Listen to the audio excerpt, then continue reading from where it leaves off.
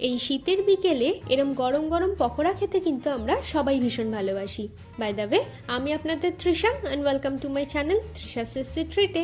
আর আজকে আমি বানাচ্ছি ফুলকপির পকোড়া। তাহলে চলুন শুরু করা যাক। খুব সহজে ফুলকপির পকোড়া বানানোর জন্য প্রথমেই ডেচকির মধ্যে আমি দিয়ে দিচ্ছি বেশ কিছুটা গরম জল, দিয়ে দেবো স্বাদ মতো নুন আর ছোট টুকরো করে কেটে নেওয়া একটা ফুলকপি।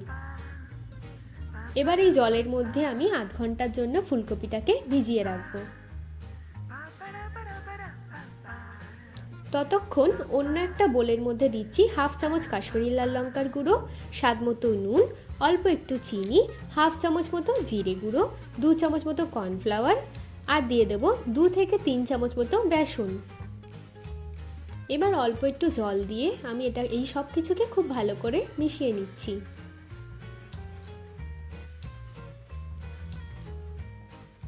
দেখুন ব্যাটারটা কিন্তু আমাদের একদম রেডি হয়ে গেছে। এবার এর মধ্যে আমি ফুলকপিগুলোকে দিয়ে দেব, দিয়ে খুব ভালো করে আমি মিশিয়ে নেব।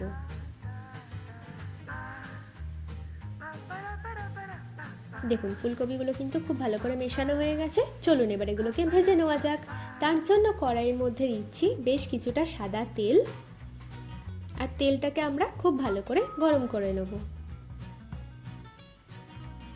এবার গরম তেলের মধ্যে আমরা অল্প করে ফুলকপিগুলোকে দিয়ে দিচ্ছি, দিয়ে এপিট ওপিট করে ভালো করে ভেজে নেব।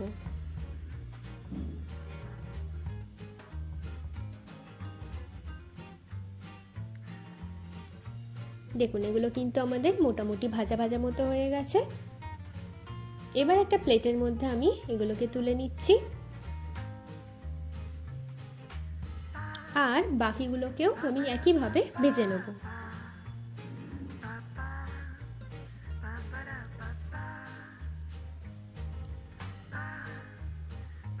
আচ্ছা, আমি এখানে ফুলকপিগুলোকে দুবার ফ্রাই করছি।